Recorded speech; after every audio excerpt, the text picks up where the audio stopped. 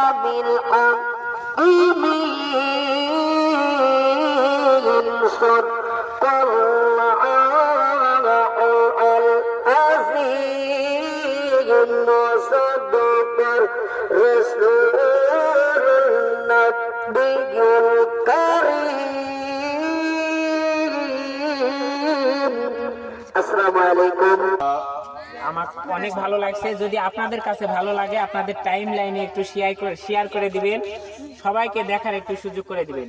ভিডিওটা মূলত কিন্তু আমরা কোনো সাহায্যের জন্য করিনি, তো আমরা এটা যদি আপনাদের কাছে ভালো লেগে থাকে সবার কাছে একটু পৌঁছে দেওয়ার জন্য ভিডিওটা আমরা করছি।